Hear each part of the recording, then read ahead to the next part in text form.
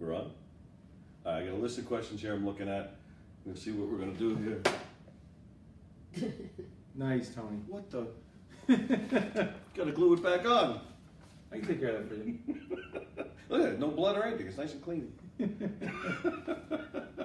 Whee. I got it. Nice catch. Baseball around here. Hi, everybody. It's Tuesday night. It's Tuesday night with Tony. And look, we're here with Dan Bastian. Dan, right? Dan, because on Facebook it's Daniel. That's what. There you go. Dan. That's weird. Okay. We are on now? Yep. So did we lose signal or not? You did. Oh, you got to lower that. Just start it again. You know what? It started with the very last part, so just start again. Well, we didn't really say anything yet anyway. I was just introducing Dan. Dan Bastian is here. Sorry, I'm messing with my phone trying to make sure I have it so I can see the comments. Okay. So, all right, so a few people are watching. All right, thanks for watching. It's Tuesday night, so it's another night with us, another Tuesday with us. Thanks for tuning in. Dan is here. Dan is, and I guess, I know your family was, trying to figure out how they could see it, and I don't see any of them yet. But, With the traders, they were supposed to be watching me. Oh, did they go to This Is Us? Yeah. Bastards! I know that's our competitor. This Is Us. Nobody DVRs This Is Us. I guess they just can't wait to cry. They just have to cry. And then I don't know. In a few weeks we're going to be competing with Roseanne, right? Isn't Roseanne coming back? She's coming back in a few weeks. All right. So Dan Bastian is here. Dan Bastian is. If you're not inspired by this man, well then you're dead. You're heartless. Dan is. He's quite the individual and very special to me personally because he's been there for me every step of the way through this stuff. So, so he's got a very interesting story himself. But where we are, I think you can see. Yeah, they can see the stuff behind us. Oh yeah. All these prosthetics and whatnot. This is where we're at. This is Progressive O&P in Albertson, Long Island. They basically save lives. They give us our limbs back and help us lead a normal life. And Dan is one of the owners of the place, and he's going to give us a little tour in a few minutes. It's quite interesting to see how they put all this stuff together. And it's a great place. Everybody here is great. I love coming here. So thank you, sir. I can't get you to leave. No, actually, I got yelled at. I got yelled at by Sal a few weeks ago. He told me I don't come here enough. Oh. There's guys like Mike. I'm gonna speak to him. Guys like Mike Lizzie that's here all the time. So let's. All right. So hi, Rich. Rich Halstead saying hello. Yeah, I go. Sometimes I look at the what they're commenting on. I see. Oh, Melissa says there is no competition. Thanks, Melissa. Thank you, Melissa. Yeah, and I'll just throw a quick plug for Melissa so I don't forget. Every Sunday mornings from 10 to 11 on WVOA up in Syracuse, but you can find it on the internet. Melissa does a radio show dedicated just to Billy Joel. Billy Joel music. That's Melissa. So thanks Melissa for watching. Thanks for watching us. All right, so Dan is here. I guess we'll start with your history. What kind of led you into this? Into this field? Into this field. Well, I was diagnosed with. I'm going to make it depressing now. So I was diagnosed with cancer at the age of 15, and I was told I pretty much had about 6 months to live. Holy moly! Yeah, makes you grow up real quick. Yeah, I bet. Yeah, but I was 15. I'm 52 now. Wow! So I've got quite a few years of gravy. I spent a year at Sloan Kettering, 18 surgeries trying to save my leg. 18? 18. I don't know if I knew that. Wow. Yeah, I'm on a total of 41 now. It's a record you don't want to beat, Tony. Yeah, well, apparently you're enjoying it or something. You keep going back for more. Yeah, exactly. So I had 18 surgeries over a 10-year period. So at the age of 25, my wife was really becoming my nurse. And, it was no kind of quality of life. Yeah, absolutely and right. So, we had talked about it, we had prayed about it, and we decided to have an amputation, my leg amputated. And for me, it was the best decision I ever made. Mm-hmm. Because in August was my amputation. By December, by September, I was back mountain biking. Wow. You know, September? A month later? a month later. Wow. Yeah, I left the hospital walking out a week later on an artificial leg. Really? September, yeah, they don't do that anymore. So No, they that's... didn't do it for you. No, not at all. But September was biking. By December, I had gotten into downhill skiing because I'm from upstate New York, Poughkeepsie, and I was working at IBM at the time, and Wyndham was only about an hour and 20 minutes north. So I had a choice of going to IBM and work. I don't work there anymore, so I can say this, or I go skiing. And a lot of times I chose the skiing. So December, I started downhill skiing, 3-tracking, so just on the one leg. By February, I was racing, and I started doing I had some TV shows and some footage of me skiing, and I started doing volunteer work at Memorial Sloan Kettering in the city, and meeting with kids that were going to become amputees, and show them that their life isn't over. Right. That I would show them the footage of me skiing, biking, doing all these different things, and that they can lead a full, active life, even if they're an amputee, even if they're missing a leg. And like you, I'm also an above knee amputee, so I can also do the same kind of trick, spinning my leg around. It's still one of my favorite tricks. I get them every time at one of our shows. I do that at shows all the time. And I just, it's nice. I Well, you can bet put my people notes in. at a bar, you can rest a beer on the bottom of your foot. I've done it. I've done it. And you can win a lot of drinks that way. Not saying I've done that before. Again.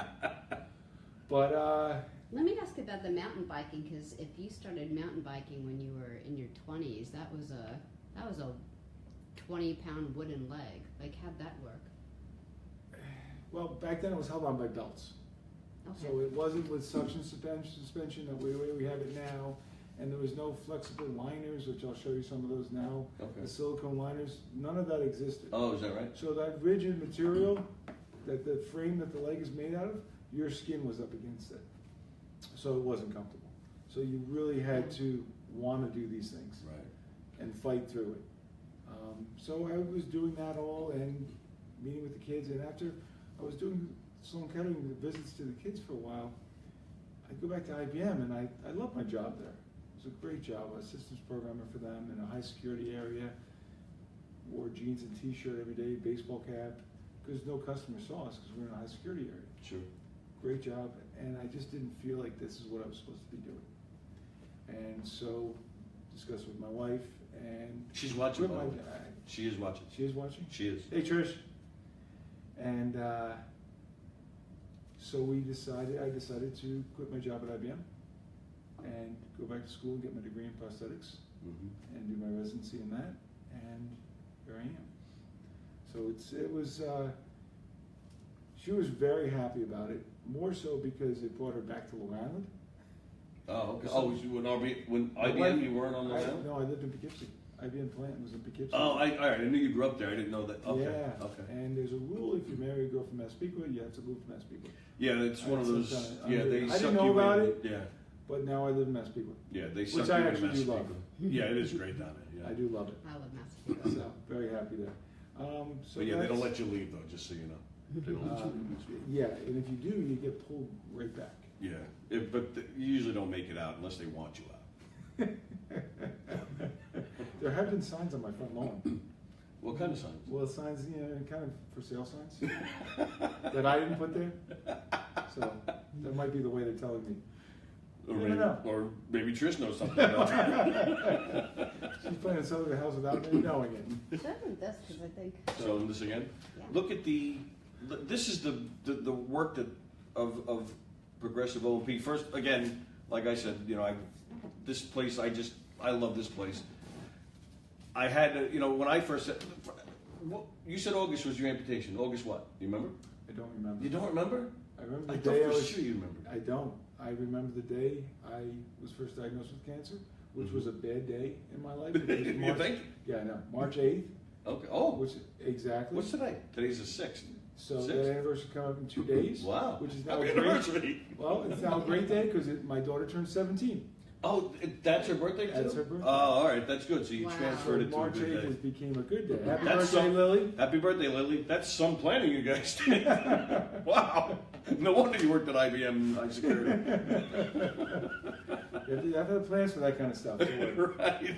so no, March 8th is a great day now. But yeah, I know it was sometime in August. I just have no idea when. Oh, okay. Because our stories are very similar, you know. But I think I get a leg up on you because I'd rather be in my 30s when I had it as opposed to 15.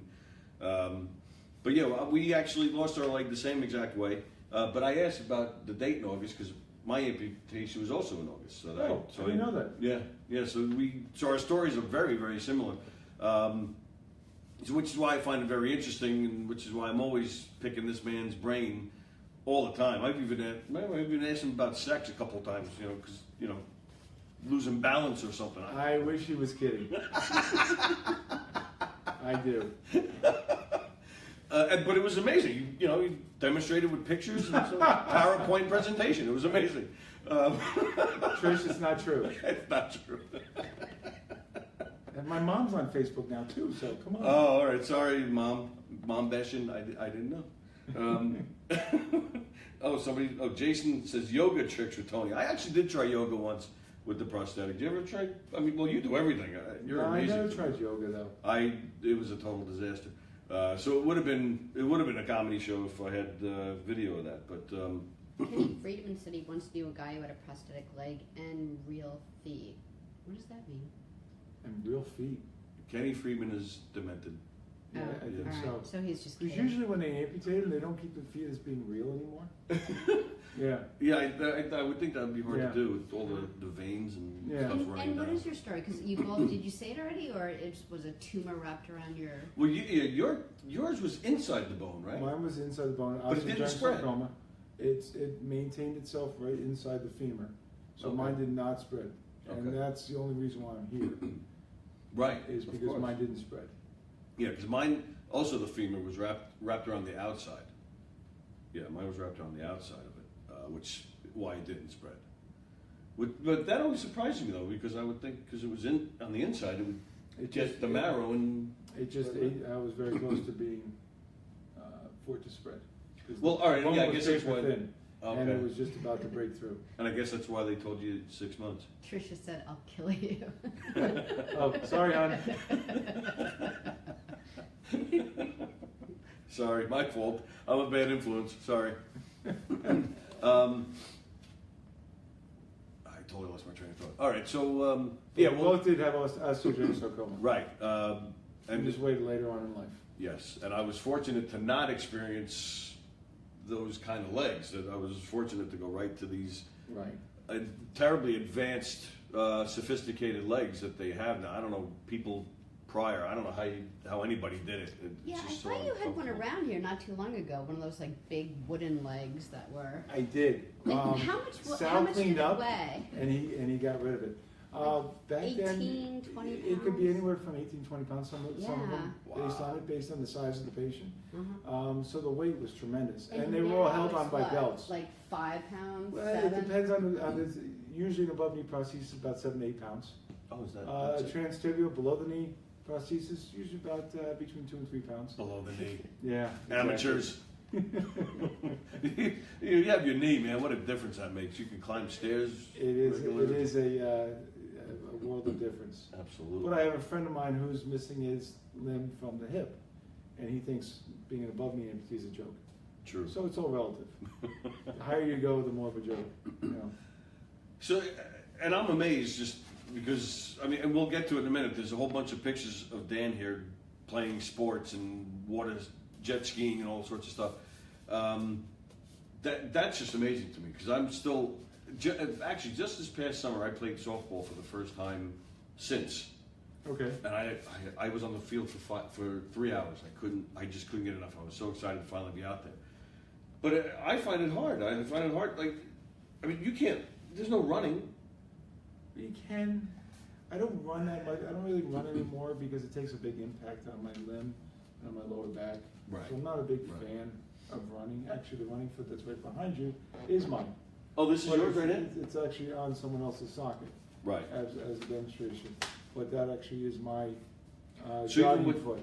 Right, and that's what I mean when I say running. Mhm. If you don't have one of these, you're not really running. I mean, Yeah, it's difficult to run without one of those. You can, but this one loads up a lot more of the energy and returns it, so it allows you to propel it.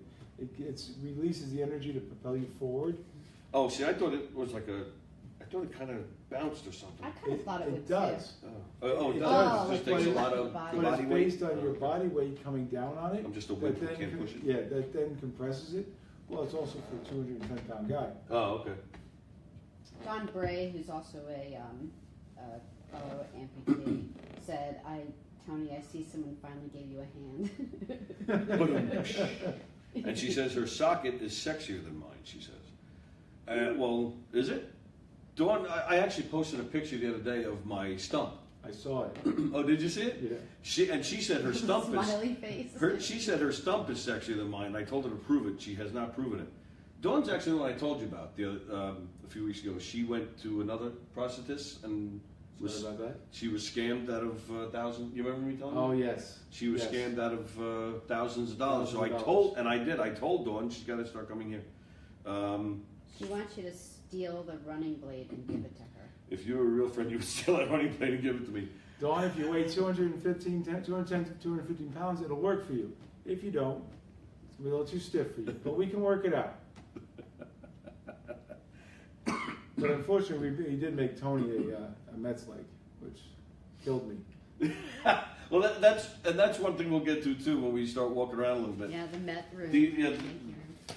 We do have two different rooms here. We have a Yankee room and a Met room. Yankee room and a Met room. There's a Yankee room that's the whole place is filled with sports, mostly baseball. Mostly baseball. We're big baseball fans here. Big baseball fans. Dan and the co-owner is Sal. Big baseball fans. Yankee fan, which is why I like Sal better. He's a Met fan. So they have a Yankee. All the rooms. The examination rooms. They have a Yankee room. They have a Met room. Of course, every time I come in, they put me in the Yankee room. On purpose. Yes. So, but yeah, this is the latest socket of mine, which they're nice enough to make. It's nice Met leg that I always get. But I brought this one out of my office to show you, Tony. Because this is one of my legs. Yeah. Nice Yankee leg. Can you read who signed that, Tony? It says to Dan, best wishes, Keith Hernandez. No. That would be Donnie Baseball Mattingly. Oh, the guy who doesn't have a World Series ring, that guy?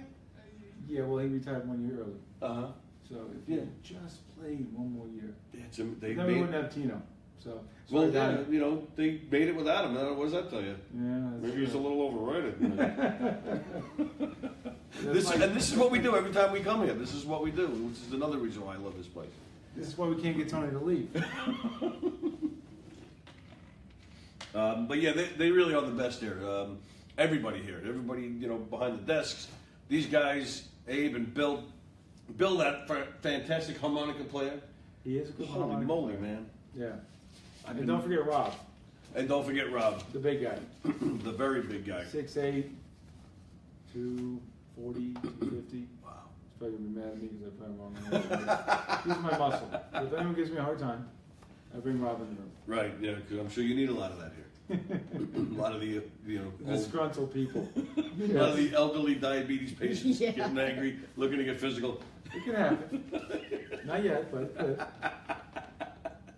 Okay, yeah, so that's You had a whole list of questions I and you got a haven't whole asked me a single one. and that's pretty much how it always goes here. Okay. We just get to talking and we have a good time. Well, I'm glad I didn't bother reading that email. But I do try to prepare. I try to prepare everybody with a list of questions, but we hardly ever get to them. But I will. All right, tell me the weirdest thing. The weirdest thing about the weirdest story about whether being an amputee yourself or obviously not using names, but being in this field with patients. Or one of each. Or one of He's each. got a lot of stories. Yeah, Dan's got a lot of stories. I we mean, do have a lot of stories. he's been an amputee for 800 years, and he's in the business, so he's got a lot of. A strange story, which, what time is it now? It's 20 after 9. Is it 20 after 9 already? Yeah, but it's okay if we should tell that kind of story, I guess. Oh, absolutely. So I was at a hospital seeing a patient. Yeah. He just lost his leg below the knee. And I was in the room seeing with a new physical therapist. I was seeing the patient with this girl that I met for the very first time at a hospital close by. And we go to see the patient. and he's asking me questions about being an amputee, because I go to a lot of the hospitals and consult with patients. Yep. Kind of explain to them what they can expect, what kind of time frame we're talking about. It's not going to hurt to walk with a prosthesis. There's no pain involved. If there's pain involved, there's something wrong. Right. I need to know about it so we can fix it. But the strangest question that he asked me was, can I still have sex with this? And then he went into detail about different positions. And I said, listen, as I turned completely red, and I said, anything you can do before, you can do again. Right, good answer. And kind of what I said to you, too. Yes, Yeah. that is what you said. And was it you that I had that conversation with? It might have been. Well, there was no female physical therapist. Well, one of the funny stories was... Because people will ask a lot, do you take your leg off to sleep? Like, they have no idea. They think it's attached forever. Like, do you use it in the shower, or do you, no? No, because hygienically, and companies do make shower legs. I don't make shower legs here. We make water legs. Right. You go to the beach with it, you go into the ocean with it, you go Right. into the pool with it, but not into the shower. And the reason why is because you need the water from the shower to run on your body and run on your residual limb to clean it better. Sure. Because there's no way that you getting out of the shower, taking your leg prosthesis off, and then trying to wash your leg down is going to do as good a job cleaning it. So that's why I tell people I do not make shower legs. I didn't even know there was such a thing. But yeah, there are. But water legs, yes, we do many of those. My knee is actually completely submersible, the one that I wear. So if I'm out on the boat and want to jump into the ocean, jump in. That's nice. Climb back out, and off we go. And that's actually the new. same way. That hasn't, when did that come about? The waterproof version of it came out 2009, 2010, somewhere around there. And that's the interesting thing. It's a different version of yours. The technology, yeah. Right. The technology is just what and that's what sea leg stands for, computer leg, right? Computer leg. The most common leg is It called. does not mean that you can go into the sea with it. Aha! I found See that that? out the hard way on my very first sea leg. Really? Yeah. So you thought it was SEA I did leg? not, but I found out that it cannot go in the water. I was tying up my boat at a marina for the winter. I had brought it over to the marina. They were going to pull it for me. I was waiting for my brother. My brother was coming around to pick me up, and I had all the canvases up, and it was like a sail. So I tied the stern of the boat up. I was on the dock, and I leaned over and grabbed the rail to tie the bow up, and the wind came and pulled the bow out. Oh, okay. Which now I'm in between the dock and the boat. And there's no good situation here. Right. If I try to jump on the boat, I'm gonna get hurt. Mm-hmm. And the only way for me to go was to jump in the water. So it was in November. Oh. It was very cold. Wow. It was a nasty night, and I had to dive in. So swam around, but no, as soon as I went in the water, Couldn't take it off first. and that was it. Yeah. Now I didn't have time to take it off, but it buzzed, and that was it. That was the end of it. Wow. It died right there at the moment. And it took my brother a little while to come pick me up. Oh, really? Yes. I'm standing out in the cold, waiting for him to pick me up at the marina. Yeah. You're right. Yes. That was Mark. But thanks for taking so long, Mark. Yeah. So, but what happens when you don't wear a leg when you're swimming? Do you go around in circles? circles. Yeah. Yeah. Right. So you knew that was Circles. coming. Yeah. Yeah, I get that all the time. You get that? You must. I'm sure you've heard them all. Speaking of which, though, I know you've told, when people bug you, or I shouldn't say bug, but because people are curious, and I actually prefer people being curious and asking instead of the Yes, gross I do stare too. like you're contagious or something. Right. So, Especially when kids come up. Yeah. I'm happy to answer anybody's questions about my Right. leg. When I have shorts on, I don't wear a cosmetic cover, and everyone Right. can see my leg. I don't hide it. And kids are curious. right, They have a million questions about it. If they didn't notice it, I think there's something wrong with the kid. sure. So when the parents are like, oh no, don't say anything, don't look at them. Oh yeah. And I'll tell it to the parents. I'll say, listen, it's okay. They can ask me any questions Absolutely. they want. Right. And then they come up and they ask. It's funny though, especially if you travel overseas. There's no filter on the adults traveling overseas. Mhm. And sorry if you have any people that are watching from overseas. Actually, we do. We have some people in England that watch regularly. No, But except that's- in England. It doesn't happen in England. Well, you're like Italy, it's- you're saying. Yeah, Your brother was watching the Giants game. That's why he was late to get to you. Is that what it meant? Mark Bastian. I was watching the Giants game. He might have been. No, that's funny. At least he knows what's important. He did leave me on the street there. That's funny. Great. Thanks, Mark. But yeah, I was over in Italy and walking through Rome, and just people ask you constantly. So I just have different stories, you know. I guess surfing, bit by a shark, all those kind of things. So then my kids just they just shake their head and they just keep going. Yeah, I have one person in this world that still believes that I survived the shark attack. Really? Oh yeah.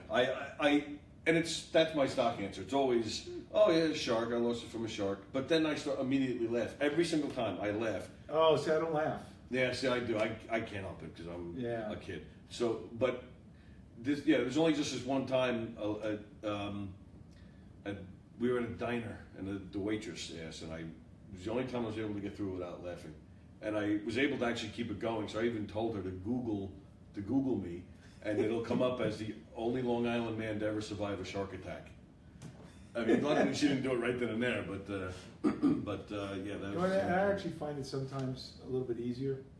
I don't know about you, but to tell people, you know, if they say, "Well, what happened to you?" If I tell them I lost it to cancer, you know, they're like, "Oh, I'm sorry." Well, okay, right. You didn't have anything to do with it, but you know, you instantly get that sad face, and right.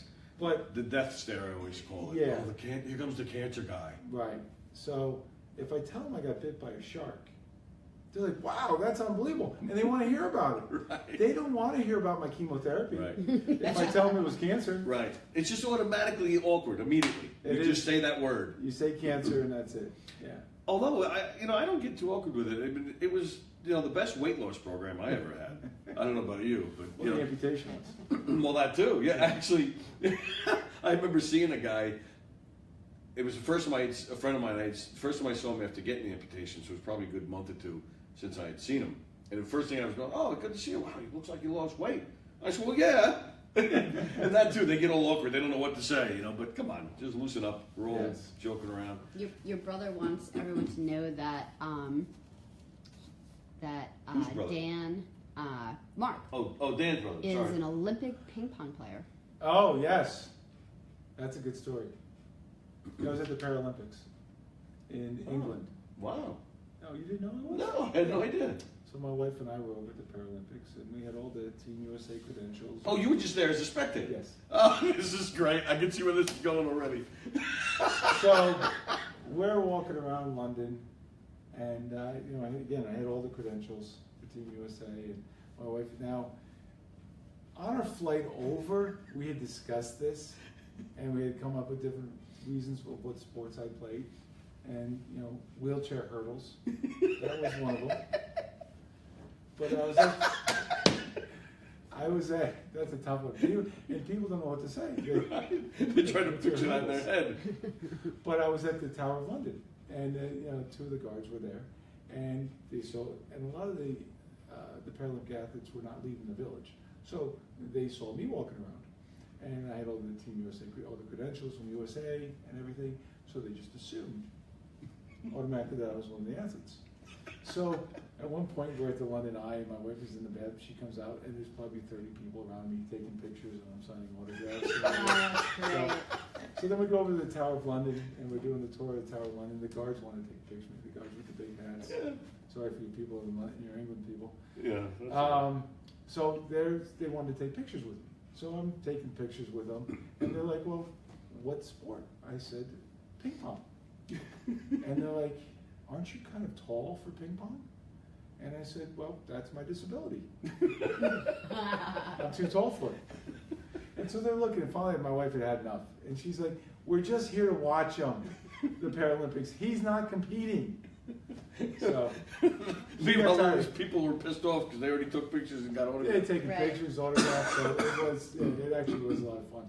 And I actually was in Harrods in London, and they had these Olympic gold medals. But they were chocolate. Oh, nice. But they had the ribbon on it. Yeah. Also, I had taken some pictures with my Olympic medal also. That is classic. That's great. Yeah, so we had a lot of fun. She was supposed to go along with it the whole time, but she lasted a couple days, and finally I had to say, "He's not one of them." But she got tired of all this autograph signing. Oh my God, that's amazing. Mark wants to know if Tony marks his territory by leaving his crutches everywhere he goes. I do that too. Oh, is that right? Yeah. Oh, It's a no. great idea. So, It's a one great of my idea. brothers has a place out in Utah. Okay.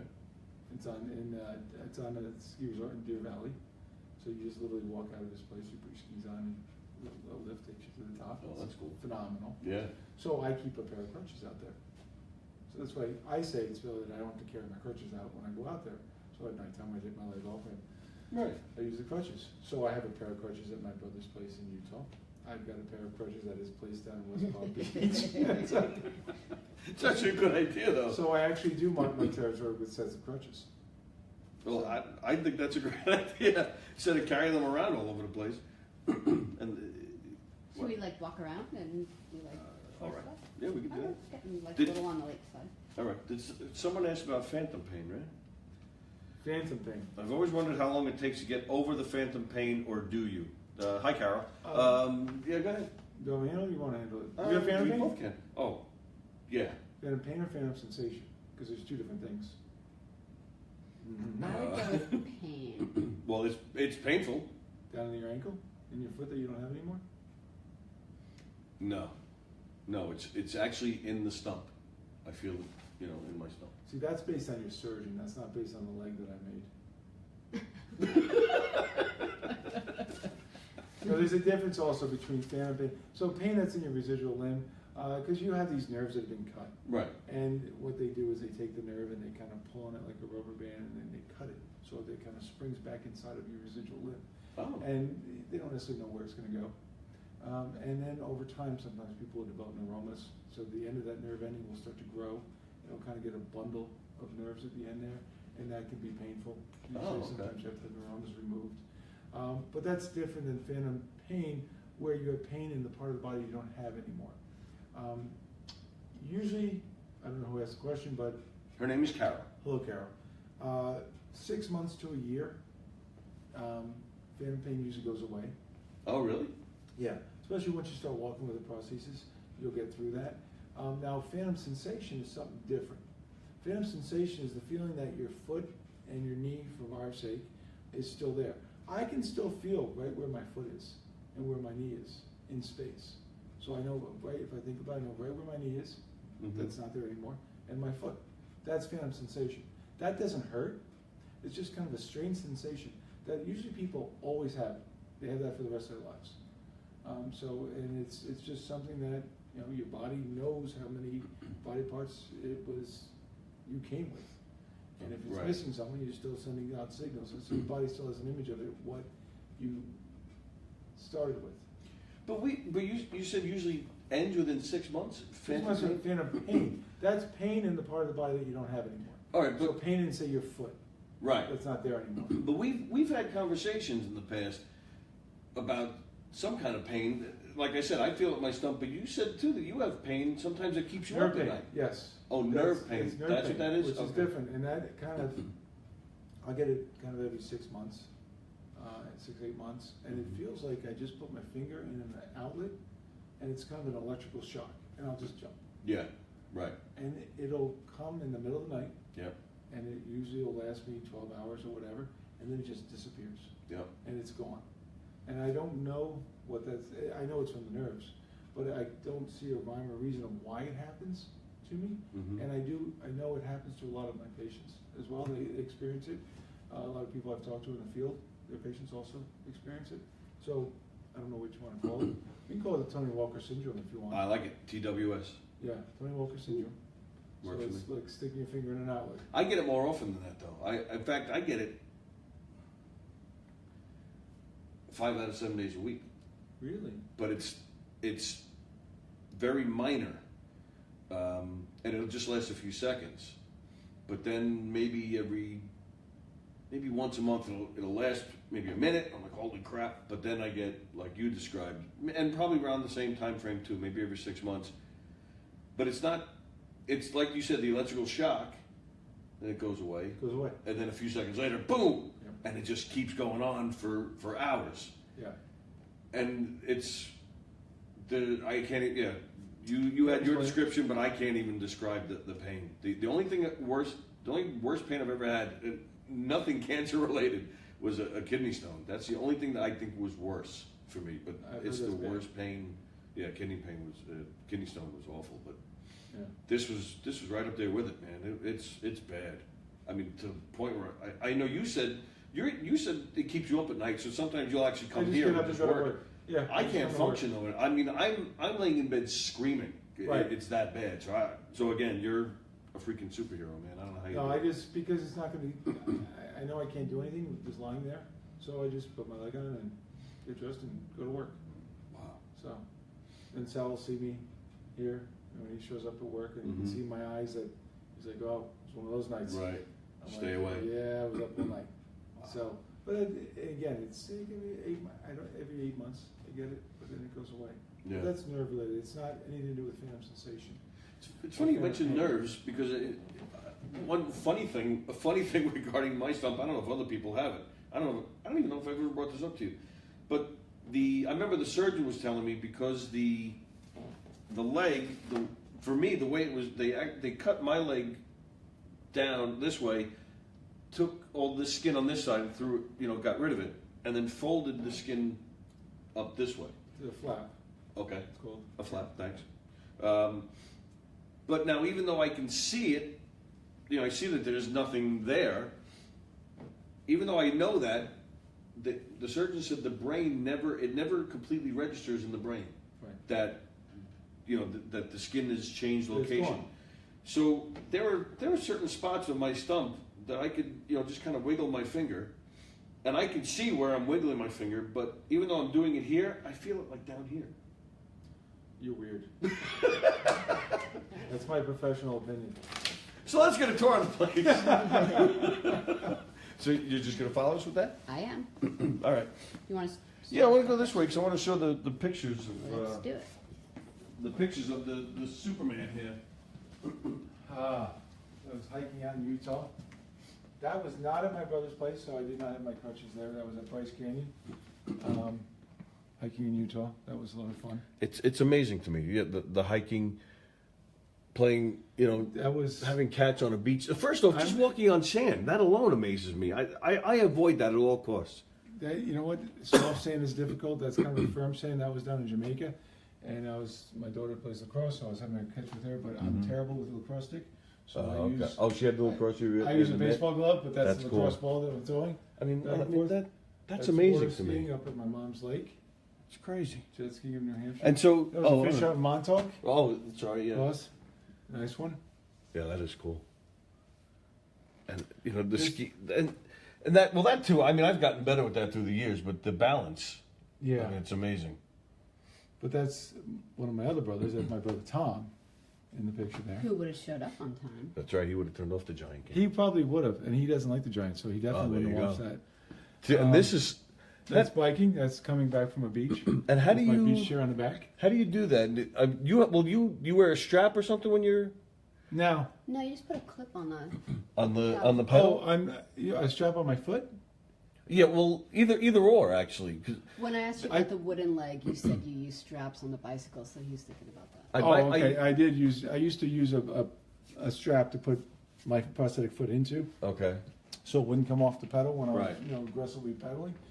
And this is coming back from the beach, so I wasn't aggressively pedaling. Oh, okay. So I put my knee in the free swing, so that the knee just goes around in a circle on the pedal, and it's really, if I'm pedaling, it's really with my left leg.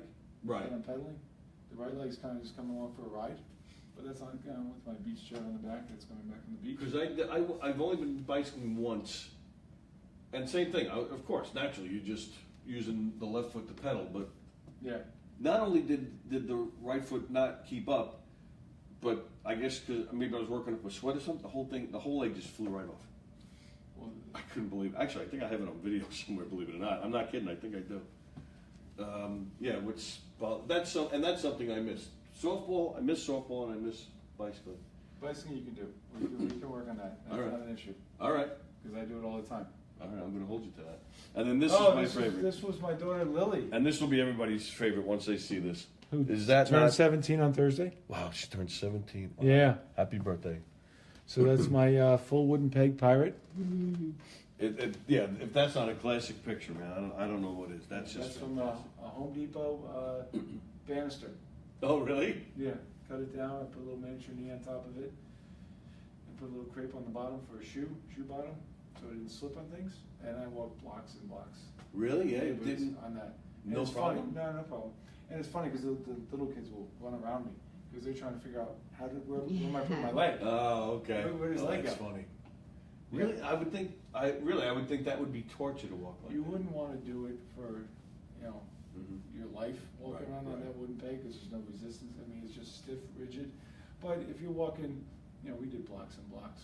But if I'm doing it one night a year, it's not a big deal. How long did you last on it?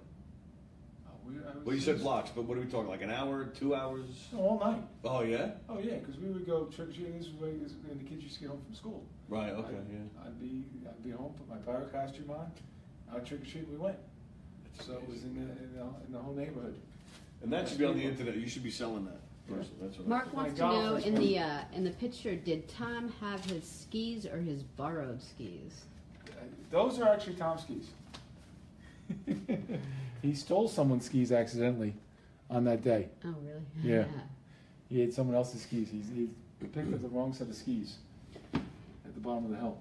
So Carol, who asked about the phantom pain, yes, she said that she's had some foot issues. So she's actually currently discussing with her doctors the possibility of amputation. So, Carol, let's talk, huh? We'll let's talk one of these days about that. I'll be happy to talk to her as well about it. There you go. See, I told you, they're the best. Yeah. Carol's down where, in Texas, I believe you are, Carol? But yeah, she's... happy to talk to you about it, Carol. She's great. And and it is nice, you guys have hooked me up a few times to go talk to people as well. Right. And it's very rewarding, and it's you're telling people how they'll get their life back, but it's in a weird way, it's almost a nice reminder for us too that things were really shitty for a while. And look where we've come. Right. Yeah. Exactly. And our motto here, and it's in our sign and our logo and our business cards, restoring hope and renewing lives. That's right. It does say that. That's what Progressive O&P is about. Is actually on the sign all the way back. That's where I was looking. Restoring function, achieving patient independence, but it's also restoring hope, renewing lives is our newest tagline. Yeah. And that's what we do. Is we're trying to give people their life back. Yeah. Absolutely. Because they've been through so much, and they think their life is over. And so all those years, you were what, on crutches? I guess as you were doing all those surgeries. There's 18 surgeries, 10 years. Most of the time was on crutches. I did 3 years. I'd be able to walk for a month or two on the leg that I had, and then something would break. Right. And I'd be back on crutches again. I did 3 years on crutches. I don't know how you did 10, man. Because I did the same thing. I asked for the amputation. Because I couldn't do it anymore, and I just did 3. Yeah. 18 surgeries. Jeez, I think I did 7 or 8. I don't even remember anymore. Which I'm glad I don't remember anymore. A lot of surgeons talk about limb salvage, that they're going to save the limb at any cost. But what I talk about is life salvage. Right. You're going to save the limb, but you're taking someone's life away. Mm-hmm. Having the amputation a lot of times gives them their life back. It salvages their life. Well, yeah. Don't get me started on that surgeon that would make. You know that story. No, but I'm not doing that. But, we don't have to go there. I've got those stories too. Yeah, I bet. Yeah. All right, so we're going to walk around the place. You want to go see the shop? Absolutely. Oh, if you turn around, that's the Yankee room. Oh, you don't need to see that. Okay, so here's the Yankee room. So this is just one of the rooms, and this is what they use to walk. You're spending an awful lot of time in the Yankee room. Okay. You can show them the same stuff in the bedroom. Here's the Mets room. Here's Shea Stadium. I love this picture. Good old Shea. Right. But I think that... Yeah, I know. That's it from the Subway Series. Yeah, Yankees won. Yeah. Yeah, show this one over here. No, there's Mookie. Oh, yeah, you have this picture. I do actually. I have that picture. And that table is actually a trainer's table from Shea Stadium when they tore it down. Oh, really? Oh, there you go. Mookie. Yeah, that's one of the trainer's tables. Mookie saw my Mets tattoo. I call it my tattoo. He saw it and then... Did he sign it? No. I didn't ask him. So it wasn't as nice as Don I didn't ask him to sign it. Oh. I didn't ask him. I should have. All right, so we're going to the... Yeah, I'll follow you guys. Oh, you're going to follow us? Yep. Okay. So where all the magic happens back here. These are fake stairs to practice learning walking up and down. And this is at night, so it's nice and quiet here. This is usually a very messy room. This is our grinding room. So those are different models of patients' residual limbs that are either in progress of being made or have just been completed. Everything's custom made here. So once they get cut off of a mold, then the technicians use the grinders, or we use the grinders to polish everything up, make it nice and smooth. We don't want anything rough on Tony's socket. That's right. Nice. Yeah, that's, I guess, for people who don't have no experience with this, that's, I guess, one thing that should be explained. It's not, when you get one, it's not one size fits all. No, everything is custom made because, weights and different sizes and whatnot. Yeah, so. Yeah, this is kind of what happens. They don't just come out of a box. Right. So when we take a custom mold of a patient, there's some molds in right so, here. So like a cast, right? We actually take a cast of a patient. Right. There's actually a cast of below the knee amputee. So I won't show the name on it. HIPAA compliance. So, but that's for a patient who's missing his limb below the knee, transtibial. We then actually fill the cast with plaster. And just like they did years and years ago, we then use hand tools and sculpt the plaster down. So we're putting reliefs, modifying reliefs into areas that can tolerate the pressure, loading up those areas that can't, the bony prominence areas. We're putting plaster reliefs, buildups on it, so that it takes the pressure off in those areas. And then from there, it gets then turned over to the guys who fabricate here. And everything pretty much starts as a piece of plastic. And that's where the ovens come in. Oh, and then it goes here. into an oven. Yeah, so everything starts off as a piece It's of like a plastic. big microwave. Kind of infrared oven, so it's instant heat. You don't have to wait for the really? ovens. Yeah, they're infrared ovens, so we don't have to wait for the ovens to heat up. This is an arm we just finished making. So it's transhumeral, above elbow. We were looking at this before, and I was actually shocked that they still have the hook. But Dan then said... what did I say? That the hook is still... The hook is the way to go. It's still actually the way to go, is the hook. I'm not going to say it's a way to go. The more popular option. There's a... I don't know if it's a more popular All right, I'll option. show it then. It's a very functional option, okay? And the reason being is, if I'm missing my hand, this is a prosthetic hand, I'm going to pick something up, I can't see through my hand. So it's not a human hand, so I can't just turn it in all these different motions. So it's a sight line, it's a visual thing, where you can't see. If I'm gonna go pick something up, I can't, and I'm using a prosthetic hand, I can't see through it. Right. To grab it.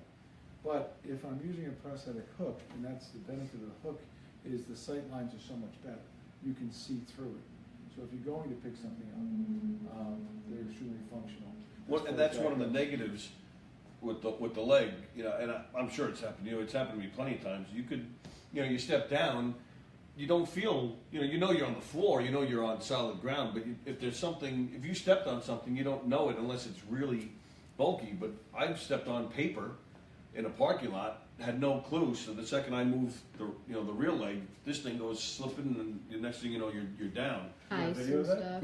I don't have video of that. Oh, that would be good video. Just the leg falling off on a bike. That I do. I'll find that for you. I do That have was that. before you met me. I'm going to say that was not. Okay, we'll go with that. You didn't come here first. I didn't come here first. Okay, so But I came here last. So I'm not going anywhere else. That's for sure. I just want to put that out there. I did. I have no problem saying. I won't say his name. No, Is he don't still say it. around? My old guy? Is Yeah. he still? He's not around anymore. Oh, that makes sense. Yeah, but still don't. No. I had no plan on. I was just asking if he's still around. But I had no plan on saying his name. But yeah, he was awful. And as Dawn Bray knows from her experience with a guy right here on Long Island, there are some shit ones. And even the guy I had, I wouldn't say. Well, maybe he wasn't bad at his job, but what turned me off the most is that he just didn't care. Yeah. I mean, he would yell at me sometimes if I was having some kind of issue that I needed help on. Where these guys, not only are they up on it and they know exactly what to do for every situation, but they're always there, and you're always able to reach somebody, and everything is taken care of in no time. It really is the best. It's about compassion, too. Because if you don't have compassion, you don't be in this field. Right. Please, Right. don't. And if you're doing it for the money, don't be in this field. Because it's not. Yeah, Dan's doing it for all the latest toys. Well, that too. That's the biggest benefit of it, is I get the latest and greatest microprocessor on knees and feet. But this one's cool. This actually, he wanted skulls on his arm. That's cool. And he also wanted dragons. So we got dragons down here. And we got skulls on there. How do you put the pictures? Because people can pick whatever they want, and they hand you something, and you can put it on. Pretty much. I did not pick Tony's, just so that we're clear on that. And that's one. Well, yeah, but you know. Yes, any kind of fabric we can laminate in, because Okay. when a like your socket is made, your frame is made, or this rigid material is made, it's made up of different layers of fabric, carbon fiber and fabric. Right. And what we do is the final coating of fabric, the final layer of fabric, we'll use a t-shirt. This was actually a tattoo sleeve. You know those arm sleeves that you pull up to make a tattoo? Well, that's what I got for this guy. For this, so actually two different ones. So I did the top sleeve for that one. That's why they look the same, because it's the same sleeve. We were talking before we went on before. Progressive O&P, if you go to their Facebook page, they just today or yesterday or maybe Friday even posted a video of Rob, the big guy we were talking about before. It's a 30-second video of it's sped up, but it's basically him, you know, putting a leg together, and you see him in this video cutting the T-shirt up and getting it all set up. So okay. That's why I bring that up now. Yeah, and I think on our Instagram account we have Fabrication Fridays. Fabrication Fridays. Yeah, that was Rob's idea too. So. Wow. And so you can see some of the different designs that we've made. Oh yeah, you guys, you post all the different legs. Yeah, all the different pictures. You actually posted mine a few weeks ago. Yeah, so you made Fabrication Friday. But I do have to say, you know, I was actually going to go for a different leg this time. I've always had Mets ever since I've been with these guys. Because these get changed out. Because again, you gain weight, you lose weight. Right. Yeah, everything changes. So you have to get new ones every once in a while. But I actually was looking to change it up this year. I was actually not going to go with Mets. We're not going there? We're not going there. All right. I asked them to do something other than Mets, and they wouldn't do it. Because I knew you would have put it online. Well, of course. Just so you know, Suzanne Roman Fascino said she's going to sleep, but she wants to thank you, both of you, for this show. She said it was a really great show, and she really appreciates it. You got 3 minutes left to go. You can't go to sleep in 3 minutes? We're not going to be done in 3 minutes. Oh, we're not? We're supposed to be. I did tell you that. We'll go as fast as we can. Okay, that's fine. Okay. We might go like 5 minutes late. No, fine. We'll go fast. We'll go. Go ahead. So anyway, it's different layers of fabric and carbon, but the final one would be the design that you want. And then it gets impregnated with resin. Impregnated. Good word. Yes, thank you. Trisha does not want you to talk about that either. Do not talk about the impregnation of the of resin. Oh, I'm sorry, hon. So, anyway, when we put the resin in, that's what then hardens it up. When the resin sets off in about 15 minutes or so, we let it cool down, we cut it off, polish everything up in the grinding room, and you have what you have. And that's it. And this is a finished product, right? Like there's no, like the hook is just what it is, right? I haven't finished the harnessing for it, so there'll be a cable that will come off of the actual hook, attached here, and then around the back. And there'll actually be a strap attached to his sound side, to his axilla, which is a fancy word for armpit. So when he actually does this kind of motion, which is called excursion, when he does that motion, the cable gets pulled, and that opens and closes. So when he uses the excursion, it'll open the hook. When he relaxes, it will close. Right.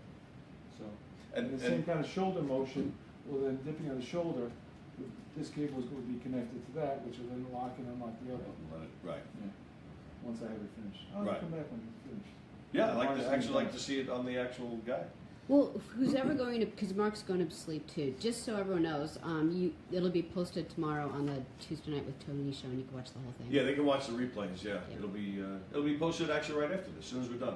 You know, so they can watch anytime. Yeah. My son's, one of his best friends was just born without, like, probably, what do you think Christian's arm? It's underneath the elbow, and he's never worn anything, he just has like, do you suggest something like that if it's like under the elbow? Because he doesn't have a hand, you know? Yeah, and I do a lot of pediatric arms as well. But the majority of arm amputees don't wear prosthesis. Oh, really? They do not. So 50% of them, right from the start, don't want anything to do with it. So they don't get anything. They don't want anything. Wow.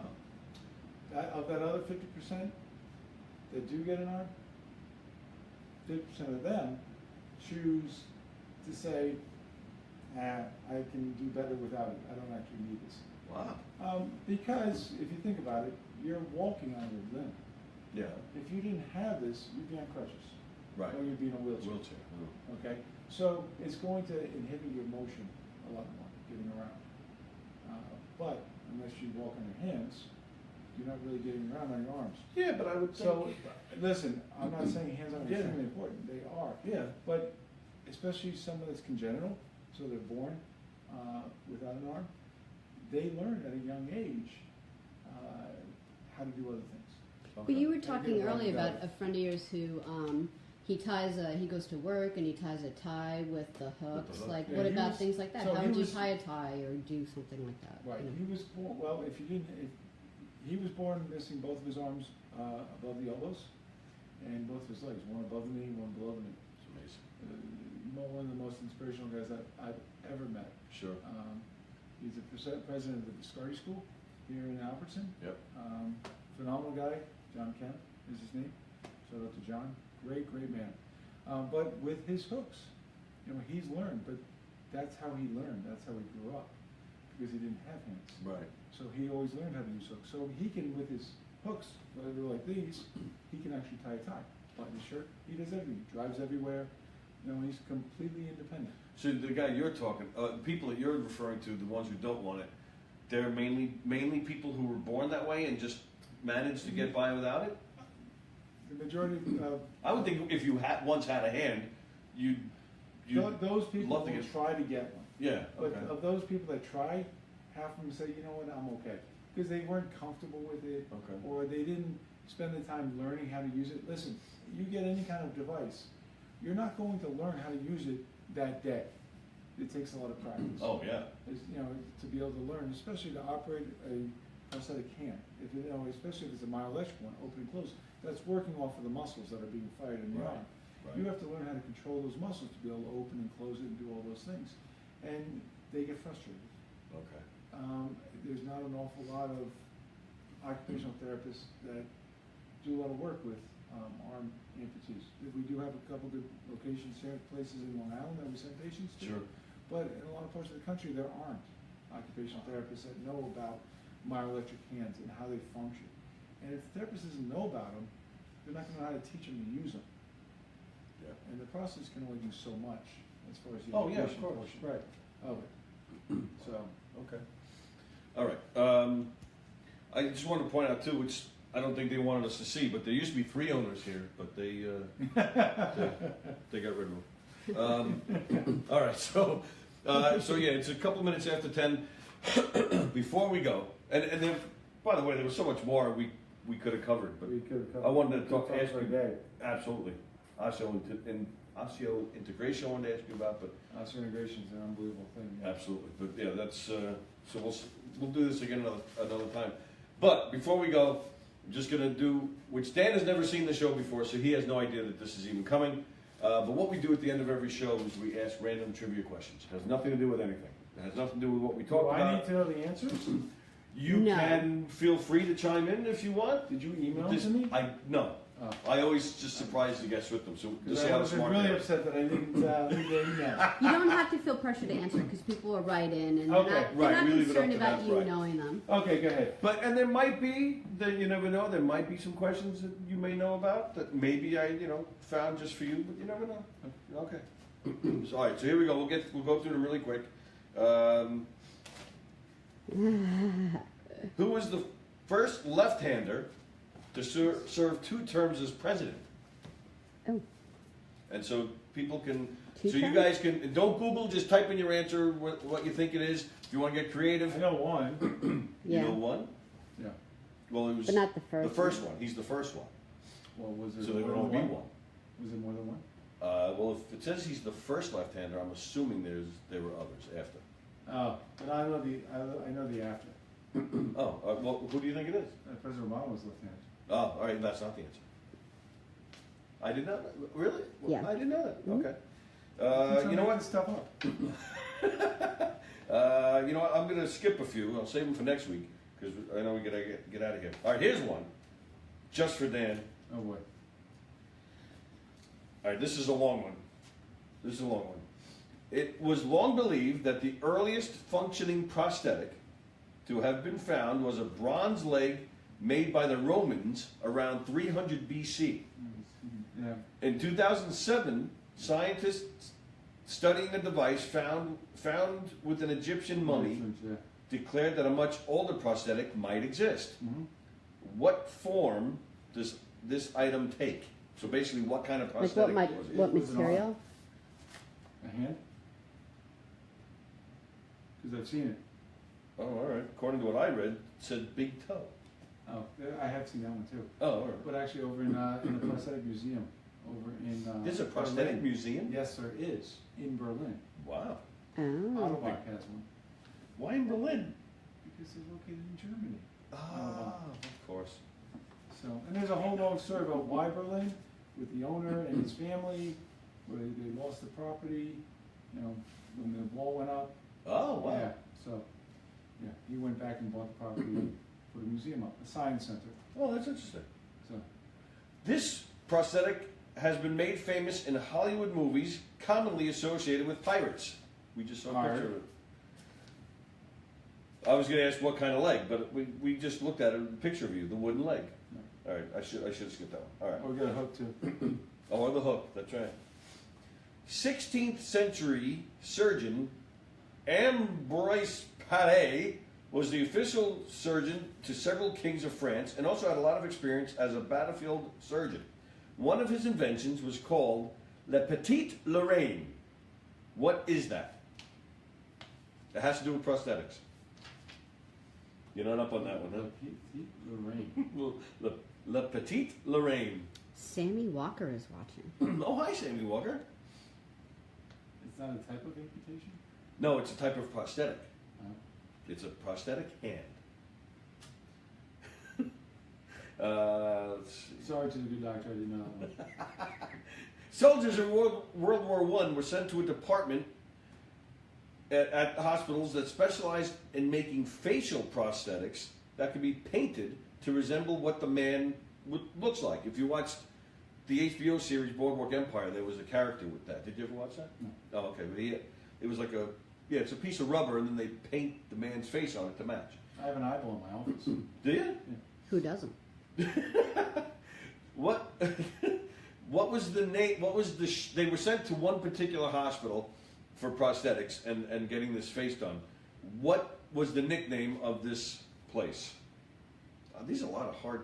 Prosthetic trivia was not easy to find. Do you give the answers? Yeah. Oh, okay. Well, I told you La Petite Lorraine Okay, was a prosthetic fine. hand. Okay. But I'm asking you. I don't know. You don't? Oh, okay. So you just know how to make them. You don't know the Yeah. history. They called it the Tin Noses Shop. Tin Noses Shop. All right, let me see if you know this one, and then I'll. All right, the last prosthetic question, and you might know this one because it has to do with sports and it's kind of recent. In 1980, a man named Terry Fox. You know the name? I know that. You do? You know that name too? You know, he had Yeah, the same he's thing you alive. guys had. Yes, There he you did. go. Right. He lost his leg to cancer, Going across Canada. and he ran across Canada. But the leg he had was not designed for running, and it caused him to have some issues. And so then he got a special knee made so he could run.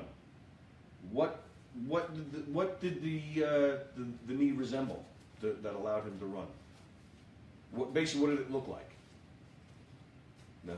No idea. I know he had a lot of breakdowns in residual limbs. Right. So they made some kind of special leg for him where the knee was basically a door hinge, I guess, so he could swing, so it was free swinging, I guess. Yeah. Well, that's what I have, a door hinge. Okay. The door hinge. All right. How old was Derek Jeter when he won Rookie of the Year? Well, that would be in '96.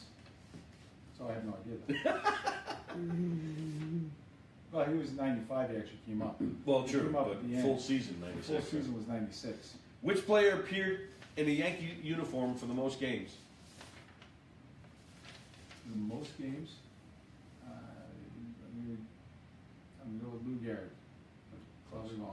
It is wrong. Who was the first man to play for both the Yankees and the Mets?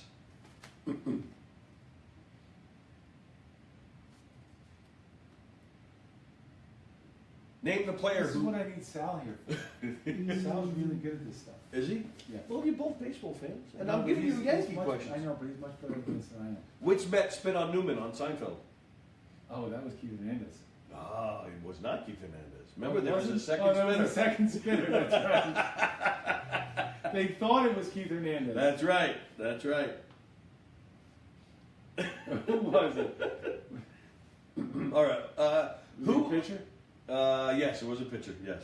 Was it Cone? No. It wasn't Cone? Somebody's got to. If anybody. No one's getting. No one's answering. Yeah. No one's answering. Everybody went to sleep. Last question. Who unsuccessfully tried to hit that cheater Roger Clemens, but didn't hit him, but then hit a home run off of him instead? You remember that? Who tried to hit him? Oh, Tried to hit him. that just happened. No. No. Oh, okay. And then, but missed him. But then when he went up to bat against Clemens, he hit a home run. Well, I know it wasn't Mike Piazza.